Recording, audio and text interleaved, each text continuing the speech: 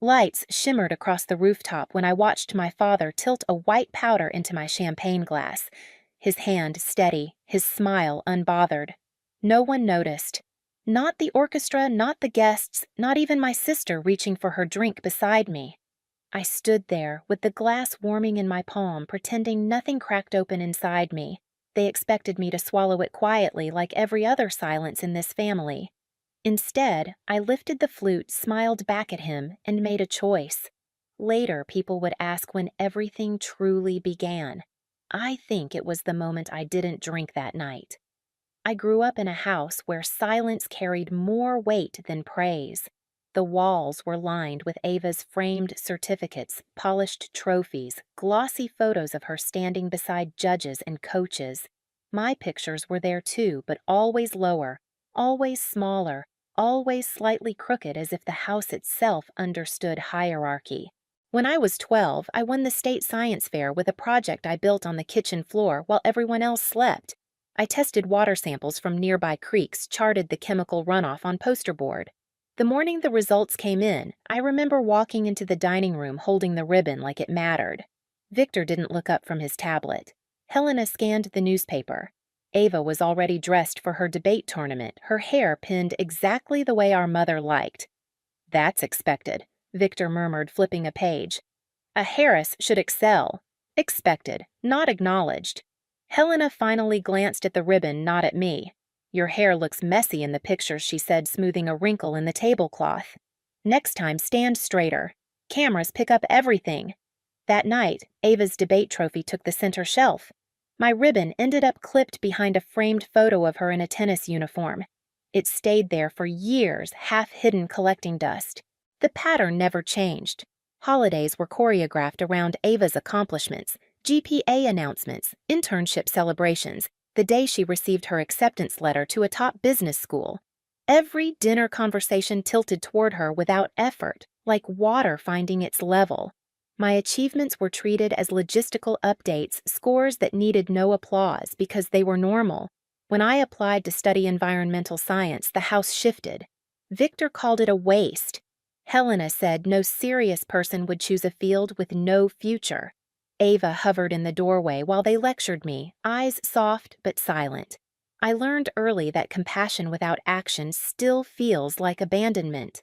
The summer before college, I interned with an environmental nonprofit instead of the family company. At breakfast, Victor read the email I'd sent declining their internship offer. He placed his spoon down carefully, the metal barely touching porcelain. "If you insist on embarrassing this family," he said, "you'll pay for your own mistakes." I nodded, went upstairs, and filled out a student loan application. The air in my room felt still almost grateful, like it understood something had finally been named. The night before I left for college, Helena folded my clothes with the precision she reserved for Ava's business trips. Not a word about the future, not a hug, not even a lingering look. Just a gentle tug on a loose thread on my sleeve, her mouth tightened in quiet disapproval. It wasn't cruelty. It was erasure so smooth, so consistent, it almost felt polite. Looking back, I can see it clearly. The empty seats at my events, the way conversations moved around me, the constant reminder that I was a shadow in a house built to spotlight someone else. That was the day I learned my place in this family. The hallway behind the rooftop kitchen was narrow, lit by a single flickering bulb. I only went there because the main restroom had a line stretching past the bar. The air smelled of citrus cleaner and overheated metal. I was halfway to the service door when I heard my parents' voices, low-clipped, urgent. "She can't have access to that trust," Helena whispered. "Not when everything is already unstable." "It activates next week," Victor replied. "If she's independent, she can talk. About the waste, the reports, the samples. You know what that means." There was a pause, then his voice dropped lower. "If she's hospitalized even briefly, the transfer stalls. And if something worse happens before the paperwork clears." Helena inhaled sharply. "Victor." "It's precision," he said. "A controlled setback. Nothing lethal unless she reacts badly. We need time." That's all. My fingers froze around the restroom handle. A quiet, steady burn spread across my chest, slow, almost methodical, like my body was trying to protect me from reacting too fast. They weren't talking about a punishment. They were talking about a contingency plan. About me. I stepped back before they could round the corner. The hallway felt colder on the way out, like the building itself had shifted away from me. Back on the rooftop, the party blurred into a wash of strings and laughter. Guests toasted to futures they didn't know anything about. Helena's smile was flawless again, her eyes scanning the room for imperfections to fix. Victor stood by the champagne table speaking with the head waiter in a voice that could have passed for pride. When the tray arrived, I watched him choose a single glass, the stem between his fingers, the slight tilt of his wrist, the faint, cloudy swirl sinking to the bottom like a secret settling into place. He placed it on the family my tray, and stepped back as if he'd simply completed a tradition. Ava appeared beside me, brushing stray hair from her face, laughing at some joke a cousin made. She didn't notice Victor watching me, didn't notice the way his gaze tightened when the waiter extended the tray toward us. I reached for the glass meant for me. My hand stopped. My heartbeat didn't. I turned, smiling the kind of smile that looked good in photos. "Here," I said, lightly holding it out to Ava. "Take mine. It's the nicer pour." She didn't question it. She never had reason to. She lifted the glass, clinked it gently against mine, and drank. I felt nothing, not shock, not triumph. Just a quiet, heavy certainty settling in my bones. A certainty that whatever came next had already begun. When Ava's knees buckled, the party didn't fall silent all at once. It rippled, first a gasp near the orchestra, then a clatter of silverware, then the dull thud of her glass rolling across stone. By the time I reached her, her skin had gone pale beneath the rooftop lights, her breath thin and irregular. Victor pushed through the forming circle, calling her name with a tightness he'd never once used for mine. Helena's hands shook as she tried to smooth Ava's hair, her voice trembling with disbelief. I knelt beside them, steady because I had to be. "We need an ambulance." No one argued. On the ride down in the service elevator, Ava's head rested against my shoulder, her pulse erratic under my fingers. I didn't let myself think about the poison, not yet. I watched the numbers blink above the door, listened to the hum of machinery, and kept my breathing slow. Her glass, my glass, the swap, the powder settling into gold liquid. The decisions you make in a single breath don't disappear just because the room changes. In the ambulance bay, paramedics took her from me, wheeling her inside under fluorescent lights that made everything look sharper, too sharp. Helena trailed after them, begging for answers. Victor stayed behind, gripping the railing as if the entire building had tilted. "You switched the glasses," he said without looking at me. I didn't answer. Silence was safer. Inside the emergency room, monitors beeped in uneven rhythm. Nurses moved with brisk efficiency. Dr. Shaw, calm but alert, examined Ava with a focus that left no room for panic. She collapsed. Suddenly, he asked, "Yes. Any prior medical conditions?" Number symptoms escalated quickly. Confusion, tremors, and elevated heart rate that wouldn't stabilize. Dr. Shaw's eyes narrowed slightly, his professional instincts catching something beneath the surface. "This looks like exposure to an anticholinergic compound," he murmured half to himself. My throat tightened. "Check for modified derivatives," I said quietly. "Not commercial ones. Research grade." Dr. Shaw paused. "Why?" "Because the man standing a few feet away, fists clenched, had access to compounds no one outside the family labs should ever handle. Because I watched him tip a white powder into a glass with the ease of someone who had rehearsed it. But I didn't say that aloud. Just, check, I said instead. He nodded, already issuing orders. Detective Hall arrived 20 minutes later, notebook in hand. His questions were gentle, at first routine procedural. But when he asked what led to Ava's symptoms, I motioned for Nina and Jenna, both still pale from what they witnessed. Nina handed him her phone. The video played silently, Victor selecting the glass, placing it near the edge of the tray, the subtle drift of powder. Then, me smiling, switching the glasses, lifting a safer flute to my lips while Ava drank. Detective Hall rewound the clip, watched it twice more. Expression tightening. "I'll need copies of all recordings," he said. "They're already in your inbox," Jenna replied. I hadn't asked them to do that, they just knew. As they stepped away with the detective, I sank into one of the waiting room chairs. The vinyl was cold against my palms. The air smelled like sanitizer and recycled air. A vending machine hummed softly near the wall. These small sounds grounded me more than anything else could. They were neutral, predictable, safe. Victor and Helena sat across from me. He kept his eyes on the floor. She kept hers on the entrance to Ava's room. "You've misunderstood something," Helena whispered eventually, voice thin. I didn't respond. "We would never harm our own family." She added louder this time, as if volume made it true. Still, I stayed silent. It was Dr. Carter who approached next, his face drawn with concern. He'd been at the party earlier, congratulating me with a softness I wasn't used to receiving. Now he looked at me as if piecing together something he wished he hadn't guessed. "I heard what happened," he said. "If there's anything you know, anything that could help." "There is," I replied. "But I've already given it to people who can do something with it." He nodded slowly, understanding more than I said. Hours bled together. Tests were run. Samples processed. More detectives came.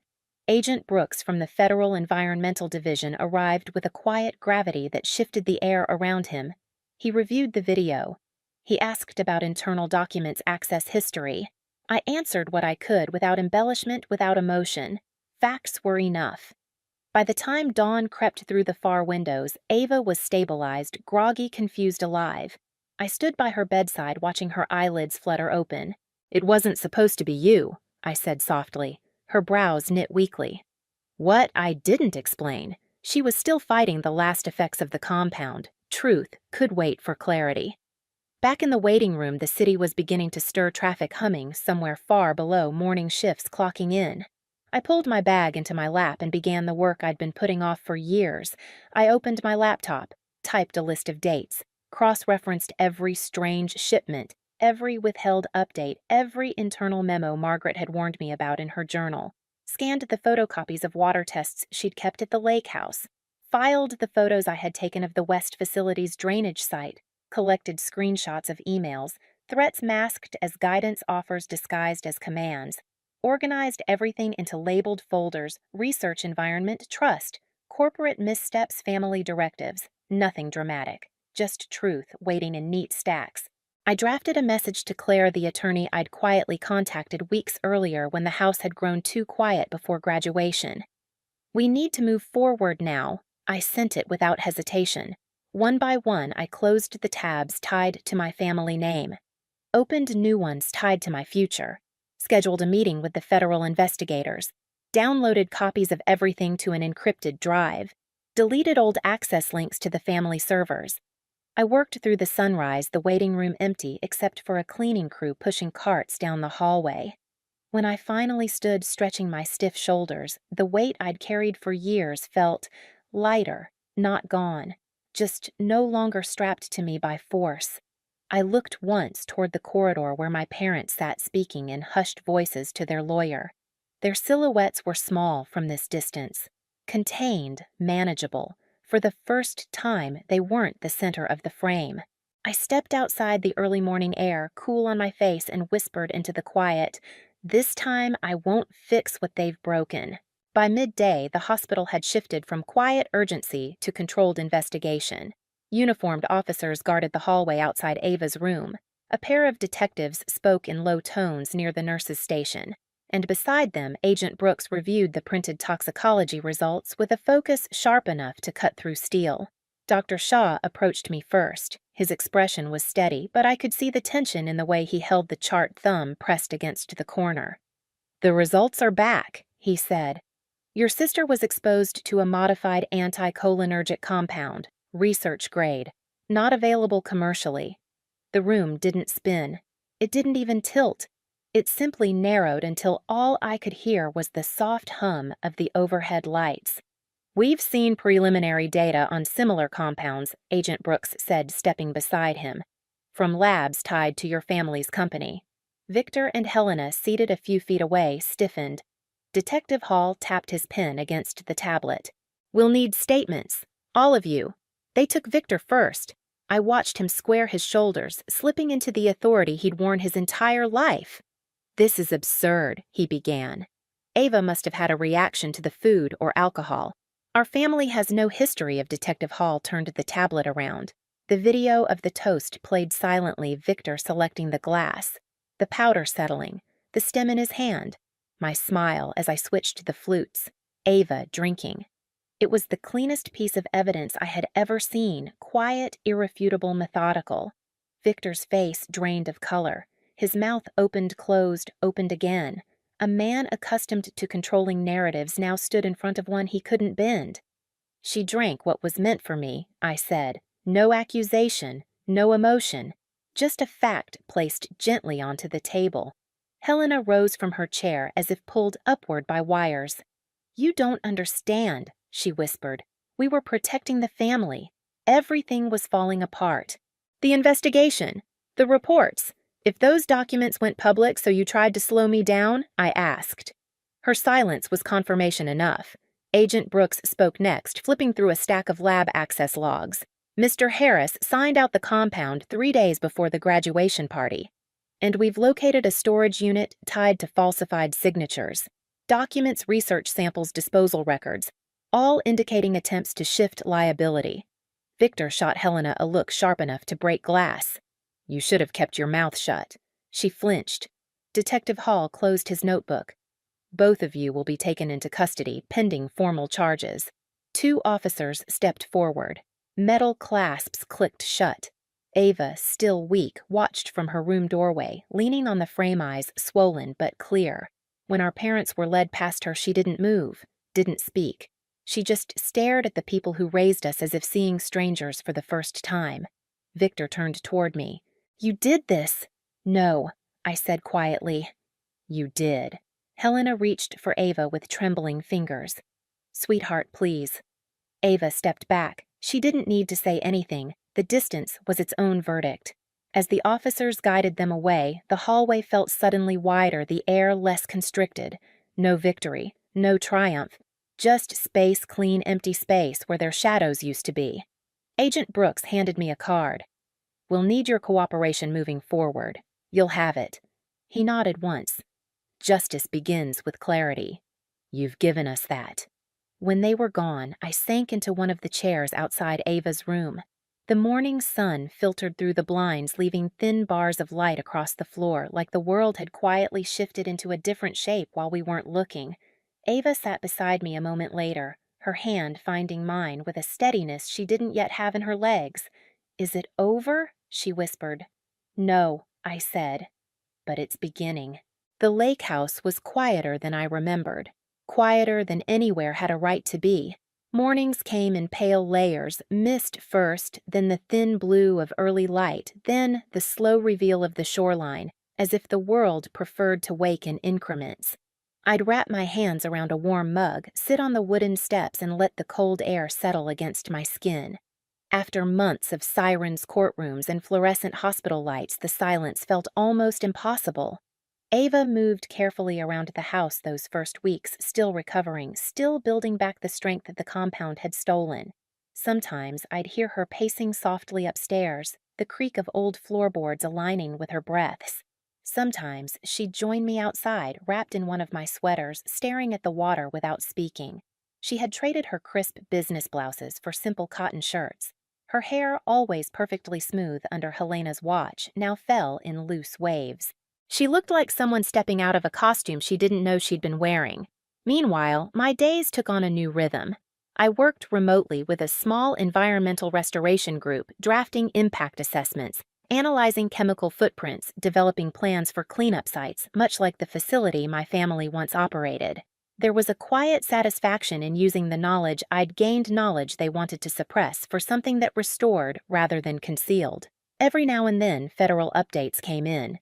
Notices about seized accounts, progress reports about soil remediation, transcripts from former employees who finally felt safe enough to speak. I read each one slowly without celebration, as if digesting a language I'd spent my whole life hearing through closed doors. Closure wasn't loud, it was administrative procedural steady. One evening I walked the narrow path behind the house. Leaves cracked under my shoes, the lake catching the last red sliver of daylight. I stopped at the dock, breathing in the scent of cold water and pine. My reflection on the surface looked calmer than I expected, older somehow, but lighter. The rooftop party felt far away, like a film I'd once studied rather than lived through. The glass, the powder, the choice I could still see each moment sharply, but the urgency had faded. In its place was something else. Not forgiveness, not victory, just release. Later inside, I found Ava at the kitchen table sorting through her law school materials. She looked up, offered a tired but real smile. It was the first time in months I saw her eyes without fear behind them. "There's still a lot ahead," she said. "I know. But it feels different now." It does. A breeze moved through the open window, lifting the edge of one of her notebooks. She held it down with her palm, steadying the page. For a long time, we just sat there listening to the quiet, the kind that doesn't ask anything of you, doesn't hide anything from you, the kind that finally felt like ours. I used to think survival meant staying small, staying quiet, folding myself into whatever shape kept the peace. Now, standing on the dock with the lake breathing against the shore, I understand something simpler. Distance isn't abandonment, it's recovery. Truth doesn't need an audience to matter. It just needs space to stand. My family taught me how silence can wound. Life taught me how silence can heal. And somewhere between those two edges, I found a boundary that finally holds.